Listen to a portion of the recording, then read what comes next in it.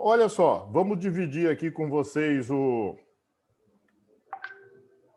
nosso conteúdo para que a gente retome. Então, ontem a gente falou bastante, mas falou bastante mesmo sobre indicadores, ok? E aí eu até falei para a Lara, a primeira coisa que a gente tem que ter em mente quando a gente fala em indicadores é que somente o que é medido pode ser gerenciado. Então, se eu quero gerenciar algo que eu não meço, eu não estou gerenciando. Eu estou tomando decisões com base no quê? No meu próprio sentimento, no meu sentimento de momento. Eu posso estar com a cabeça ruim, febril, eu posso estar pensando em A, em B, em C, e aí tomar uma decisão errada. Então, a primeira coisa que a gente tem que ter é que para eu gerenciar algo, eu tenho que medir. Medir a gente já falou, tá? É mensurar, é fazer algo contado, é indicar. Então, tudo isso é o que a gente fala. Medir. Medir é pesar, medir é tirar a temperatura, é tudo aquilo que a gente pode, de alguma forma, usar um instrumento de medição. Boa noite, Gabriel Salim. Tudo em Boa ordem, noite, Salim? professor. Conseguiu se Tudo em conectar, ordem? Salim? Sim, consegui. Eu que demorei um pouco a admitir vocês. Desculpa, eu estava num papo alto nível aí com a Lara e acabei esquecendo um pouquinho. Mas começou Ok. agora, tá? Aí a gente falou também, se a coisa é gerenciada e é medida, eu consigo fazer uma avaliação do desempenho e uma avaliação dos resultados, ok? Se eu consigo fazer essa avaliação do desempenho e dos resultados, eu também consigo acompanhar e controlar. E para isso, eu chamei essas coisas de indicadores. Indicadores de desempenho, ou seja, indicadores do processo, como disse o Jarbinhas ontem, muito bom, e indicadores de resultado, ou seja, indicadores de números, ok? E com isso também eu consigo ver as tendências. As tendências é aquilo que eu comentei ontem para vocês, que eu consigo ver se a coisa está estável, se a coisa está melhorando ou se a coisa está piorando. Para que eu tenha essa tendência, eu preciso ter pelo menos 3 pontos na mesma direção. 3 pontos subindo, 3 pontos se mantendo ou 3 pontos descendo. Aí eu tenho a tendência. Se eu tiver um ponto subindo, depois ele desce, depois ele sobe, depois ele desce, aí eu não consigo tirar uma tendência disso. Ah, professor, mas tem o gráfico do Excel que consegue fazer tendência. Ele até consegue fazer uma tendência, porque ele vai aproximando esses pontos. Mas para nós que somos gerentes, isso não é bom, porque é sinal que eu estimulo a minha equipe, por exemplo, eu dou um bônus, a equipe sobe. Aí eu não dou o bônus, a equipe desce. Eu dou um bônus, a equipe sobe. Eu não dou um bônus, a equipe desce. Não é assim que acontece. Então, eu preciso pesquisar melhor para saber o que está acontecendo. E as palavrinhas, siglas bonitinhas que vocês vão ver, KPI, né, que é o indicador de performance-chave, ou indicador-chave de performance, e o KRI, que é o indicador-chave de resultado. Vocês vão ver muito isso aí. E na última aula, a gente começou a falar do primeiro KPI que é verificado dentre os 10 como desempenho chave na logística, tá? Aí eu não continuei o resto, porque tinha muita coisa aí. Eu falei assim, vamos parar no primeiro. Mas esse primeiro, ele fala dos direcionadores de valor estratégico. Estratégico é aquilo que está lá na empresa, né? Aquilo que está como o comando da empresa, o que a empresa quer.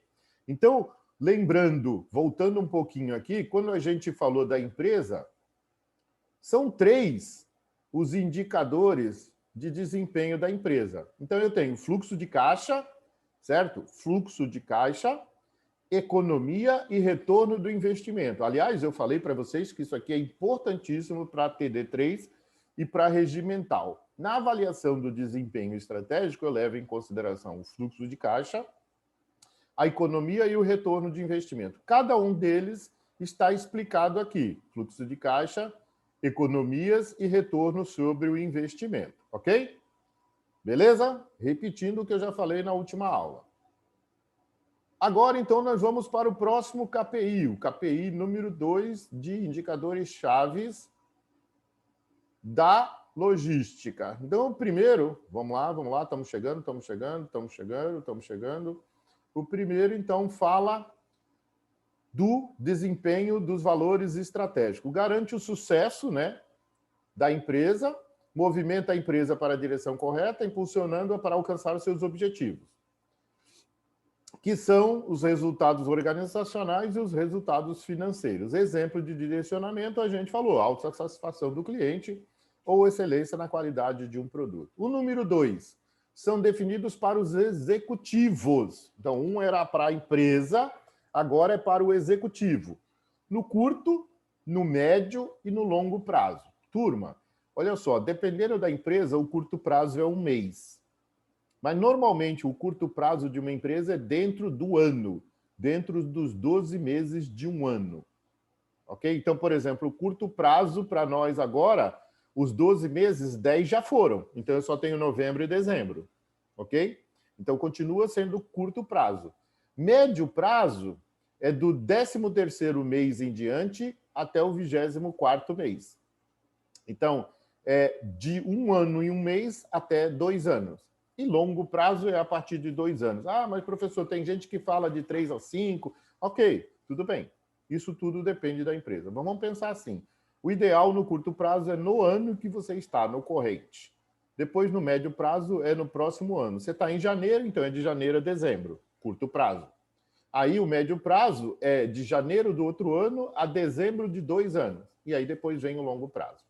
Eles devem definir como mensurar o desempenho organizacional através desses direcionadores. Não podemos gerenciar aquilo que não é medido, repetido novamente. Então, quero gerenciar, efetivamente tenho que medir. KPI número 3, devem fluir ao longo da empresa. Então, o primeiro é a empresa, o segundo é o executivo, e esse aqui deve fluir ao longo da empresa. Indicado através do efeito cascata. Vai descendo, né? Como se eu tivesse uma cachoeira lá em cima e vai descendo.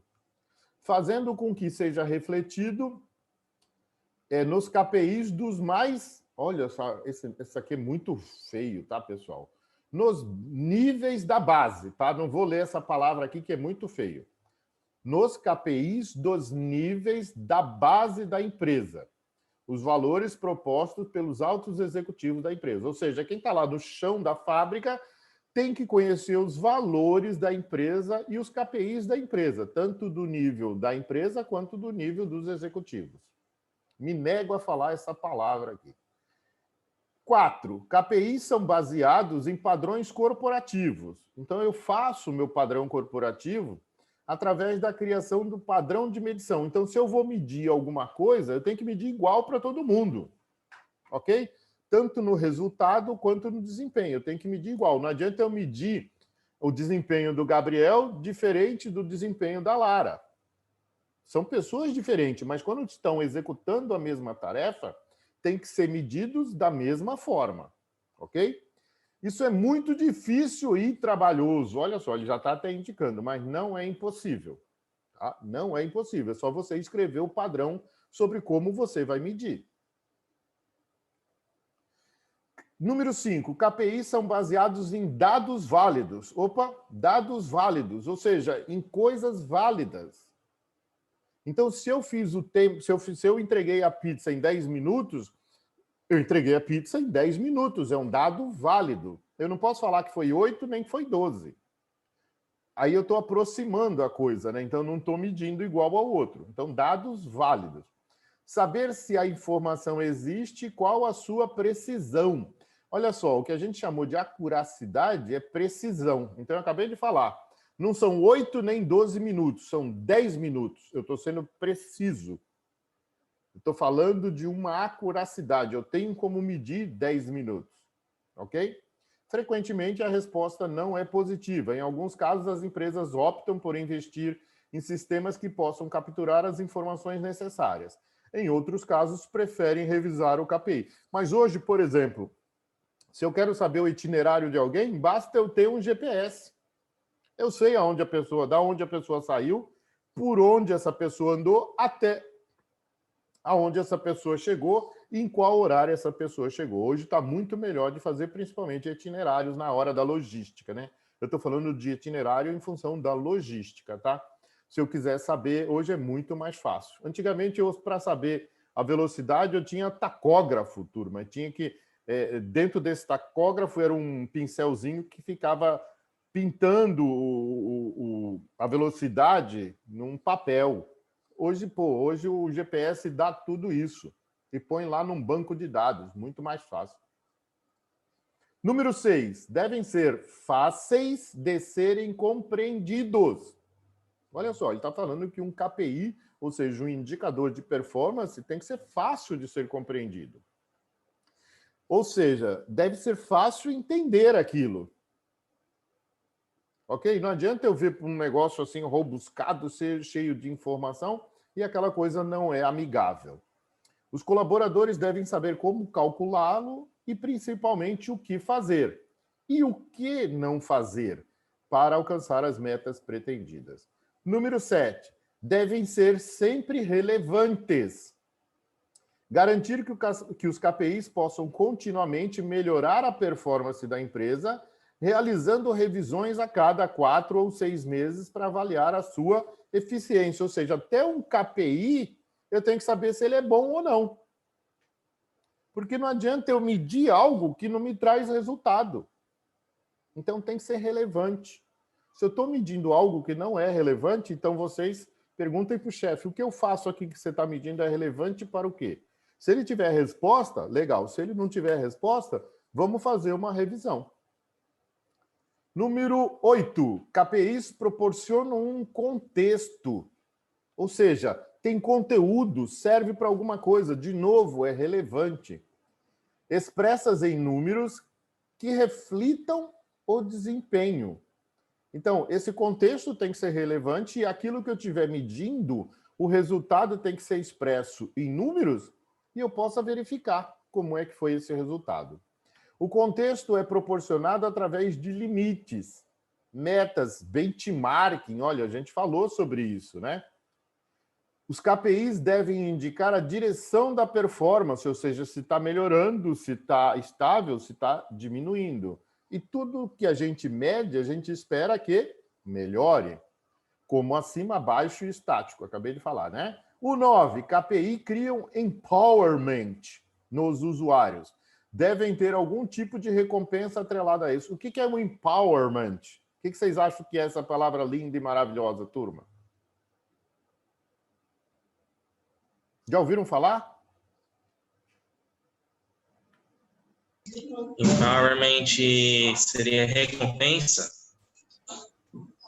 A recompensa é um processo, Gabriel Salim, de recompensar. É um processo de recompensar. Então, a recompensa é um resultado. Mas o que é o empowerment? É quando você se sente fortalecido pela empresa para executar aquela tarefa. Então, power é de força, tá? Então, você tem força, é reconhecido por executar aquilo. E o reconhecimento do teu resultado normalmente é uma recompensa. Nem que essa recompensa seja uma comemoração, certo? No final de um mês ou no final de um ano, muitas empresas, principalmente aquelas que estão ligadas à venda, dificilmente aquelas que estão ligadas à produção faz isso, mas aquelas que estão ligadas à venda, elas fazem um evento externo, tem uma premiação. Por exemplo, tem empresa que agora não, já há algum tempo coloca o quadro funcionário do mês, certo, Gabriel? Então tem aí algumas formas de recompensa, mas você tem que estar fortalecido. Aliás, você tem que se sentir fortalecido porque a empresa quer o resultado do seu trabalho. Ok? Beleza? Beleza. E por último, então, de novo, recompensa é um resultado, tá? Daquilo que a empresa colocou ali como performance. Tem limites, metas e benchmark. Então, vocês atingiram a meta, ela vem como uma recompensa atrelada. Então, por exemplo, muitas empresas fazem o PLR, que é a participação de lucros e resultados. Então, eu tenho uma participação nos lucros ou uma participação nos resultados. Beleza? Aí ela vai na participação semestral ou anual. Ela fecha o semestre, janeiro a junho, paga em julho, paga em agosto. Ou anual, de janeiro a dezembro, paga em janeiro ou fevereiro. Tá? É isso que acontece. E tem as empresas que comemoram de outra forma, que de repente não tem como dar dinheiro, mas dá uma panela de pressão, né? Dá uma bicicleta, sei lá, dá um jantar, não sei o quê. Aí tem diversas formas de você fazer a recompensa. Número 10. KPIs conduzem a ação positiva.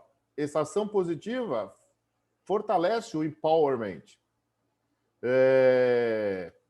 Não podem ser criados de forma isolada, devem gerar ações de melhoria, que é o que a gente fala, a gente quer sempre melhorar, conjuntamente nos objetivos estratégicos da empresa.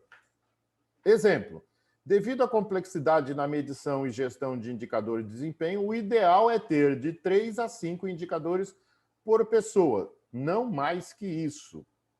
Olha só, ele está dando um exemplo da aplicação dessa matriz dos 10 que a gente falou. Então, indicadores de desempenho pessoal, não do setor em que ela trabalha, mas da pessoa, tem que ser no mínimo 3 e no máximo 5. Isso é o que eles chamam de ideal, ok?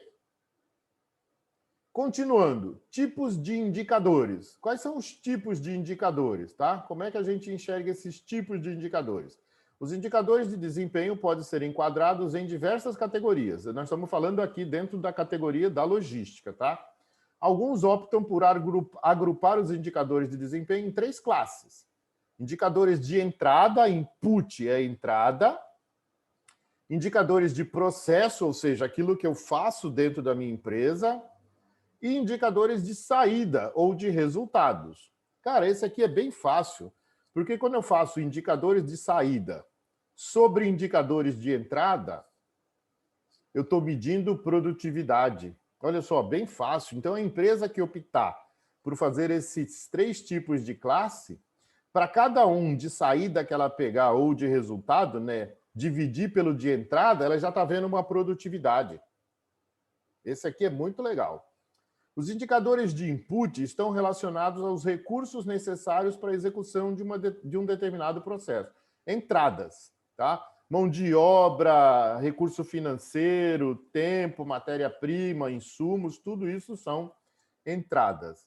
Ao medirmos, quantificarmos, né, a disponibilidade de espaço físico, mão de obra, empilhadeiras ou de caminhões, estamos tratando de indicadores de input. Acabei de falar isso, ok? Os indicadores de processo indicam se estamos fazendo as coisas certas e se estão relacionadas à eficiência do processo. Então, um bom pizzaiolo, o cara, pizzaiolo é o que faz bem a pizza naquele tempo que ele tem. Quando medimos, por exemplo, a acuracidade no endereçamento ou a produtividade na separação de pedidos, aí a gente está falando de logística, tá? Estamos lidando com os indicadores de processo logístico. E os indicadores de saída ou de resultados tratam da eficácia do processo, ou seja, o que eu estou fazendo bem aqui vai dar um resultado positivo, se fizermos certo as coisas no processo. Ao medir o número de pedidos perfeitos, o nível de avaria no transporte, erros em faturas, lidamos com essa classe de indicadores. Indicadores de output, indicadores de saída. Existem também outros indicadores, tá, pessoal? Todos são igualmente importantes e devem ser medidos de forma a atingirmos e, se possível, superarmos as metas. As metas estabelecidas, então não é superar qualquer meta, né? Aquilo que eu estabeleço como exequível, necessárias para a realização das estratégias da empresa. Outros profissionais da área de logística preferem classificar os indicadores da seguinte forma. Turma, não me perguntem qual é a melhor. Me perguntem qual é o que a empresa... Não me perguntem, né? Respondam vocês qual que a empresa de vocês usa. O que é melhor hoje é aquilo que a empresa de vocês usa, tá? Eu não posso falar Cada assim... empresa tem um processo diferente. Isso, exatamente. Uma finalidade, um objetivo. Eu gosto desse aqui, inputs e outputs, ou seja, para cada output que eu dividir pelo input, eu já tenho a minha produtividade. Mas outras empresas gostam de fazer assim, indicadores de custos, indicadores de conformidade do processo, ou seja, qualidade, indicadores de serviço. Cada empresa tem a sua forma. Empresas são diferentes. Empresas produzem serviços diferentes, ok?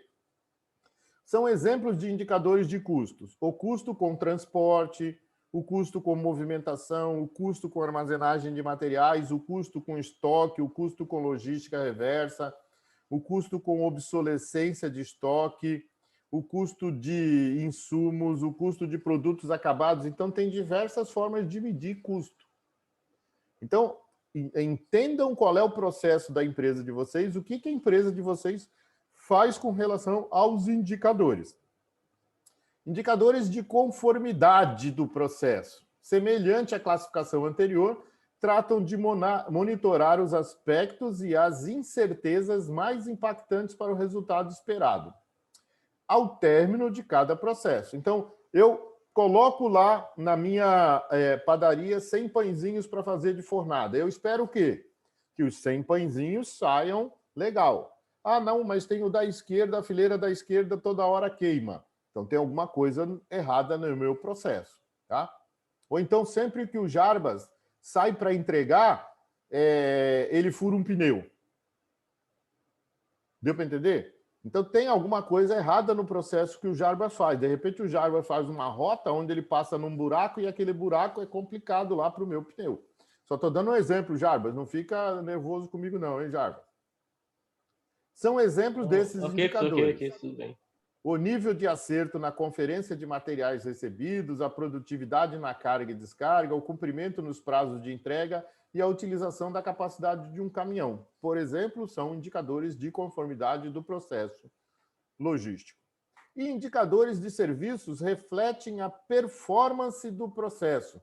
Ou seja, tudo aquilo que eu fiz no meu processo, se eu fiz bem feito, o resultado é positivo. Se eu não fiz tão bem feito assim, o resultado não vai ser tão positivo. Um exemplo é a acuracidade do inventário e o percentual de pedidos completo. Então, se eu fiz o meu processo de acordo na hora de conferir os materiais recebidos, ou na produtividade da carga de um caminhão e da descarga, ou no cumprimento do prazo, o meu resultado vai ser positivo. Tá? Então, quanto melhor eu faço o meu processo, melhor vai ser o meu resultado. De novo, cada empresa usa o indicador da melhor forma, tá? Indicadores ainda de desempenho na logística. Seguramente existem mais de uma centena de indicadores, turma, ok? Mais de uma centena de indicadores de desempenho na logística, abrangendo o monitoramento da performance nas atividades de transporte, movimentação e armazenagem de materiais, logística reversa e gestão de estoque. Tá? Então, de novo, aqui eu não vou dar para vocês uma centena. Então, vocês têm que ir lá e descobrir na empresa de vocês o que ela faz, como ela faz, por que ela faz. E depois eu vou ver se aquilo que ela mede é relevante. De repente, a minha empresa está medindo algo que não é relevante. Essa diversidade de indicadores é o resultado de diferentes nomenclaturas. Olha só, cada autor coloca uma nomenclatura. E cada empresa adota de forma diferente essa nomenclatura. De repente, a empresa do Antônio, a empresa do Osman, são empresas que medem a mesma coisa com nomes diferentes. É claro que seria ideal termos poucos indicadores medidos e uma uniformidade de conceitos e formas de medição entre as empresas. Oh, maravilha, né? Isso seria o ideal dos mundos.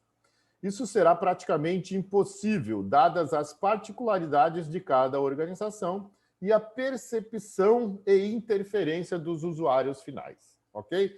Então, assim, eu posso estar medindo a mesma coisa. A minha empresa e a empresa do Antônio estão medindo a mesma coisa. A empresa do Jarba está medindo com nomes diferentes, em formatos diferentes. Beleza? E aí, turma, além daquilo que eu acabei de falar, nas atividades que eu falei, eu tenho que lembrar que as atividades da logística são divididas em principais. Então, nas atividades de transporte, manutenção de estoque, processamento de pedidos, mas também nas atividades secundárias, armazenagem, manuseio de materiais, embalagem, obtenção, compras, programação de produtos e sistemas de informação. Em todas essas atividades principais e secundárias, eu posso ter indicadores de desempenho e indicadores de resultado. Ok, turma? Olha só, está acabando, estamos no minuto final. Eu vou chamar uma nova reunião e aí eu vou entrar com o exercício, tá? Beleza? Tudo bem, mestre. Beleza. Tá, então assim que eu mandar para vocês, por favor, vocês já entrem, ok? Estou fechando aqui. Estou fechando e já mando para vocês.